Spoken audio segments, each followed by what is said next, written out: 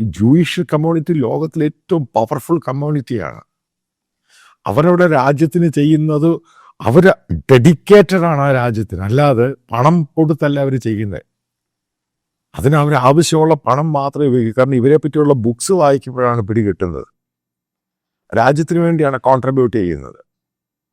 അതിനകത്ത് ജീവൻ പോയാലും ഇസ്രായേൽ എന്ന് പറഞ്ഞ അവരുടെ രാജ്യമാണ്.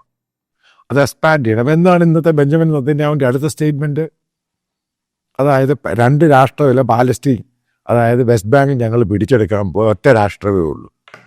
സിമ്പിളായത്. ഇനി അടുത്ത നോട്ടം എന്ന് പറഞ്ഞാൽ അൽ ജസീറയാണ്. ഈ അൽ ജസീറ എന്ന് പറഞ്ഞ ചാനൽ അറബ് ലോകത്തുണ്ടാക്കിയ പ്രശ്നങ്ങൾ ഭയങ്കര. ഒന്നാമത് മനസ്സിലാക്കേണ്ടതാണ്, ഈ അറബ് ലോകത്ത് ഡെമോക്രസി നടക്കത്തില്ല. അങ്ങനെയാണ് ആ രാജ്യത്തിൻ്റെ പ്രത്യേകത.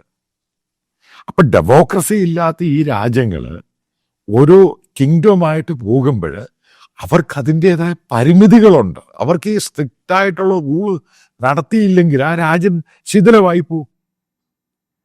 ഇപ്പം ഈ ഹമാസിനെ പുറത്താക്കി അവർക്ക് ഞാൻ കാണുന്ന ഒരേ ഒരു രാജ്യം അവർക്ക് പോകാൻ പറ്റിയത് യമന. ഹൂത്തികളാണ് ചിലപ്പോൾ അവർ കൊടുത്തേക്കും. ഹൂത്തികൾ കൊടുക്കുവാണെങ്കിൽ അവിടെ ഇട്ട് അവരെ അങ്ങ് നശിപ്പിക്കും. ഇതാണ് ഉണ്ടാകുന്നത്. നിങ്ങൾ മനസ്സിലാക്കേണ്ടത്, ഞാൻ നേരത്തെ പല വീഡിയോയിലും ആവർത്തിച്ചിട്ടുണ്ട്, ഇനിയും ഈ ഗാസയും ഈ പറയുന്ന വെസ്റ്റ് ബാങ്കും ഒന്നും അതൊരു രാജ്യമോ ഒന്നും ആകത്തില്ല. ഒരു ഇൻഡിപെൻഡൻറ്റ് സംഭവമൊന്നും ആവത്തില്ല. അതായത് ഈ വാറിൻ്റെ അവസാനം കുറിക്കാൻ പോവുകയാണ് ഇസ്രായേൽ.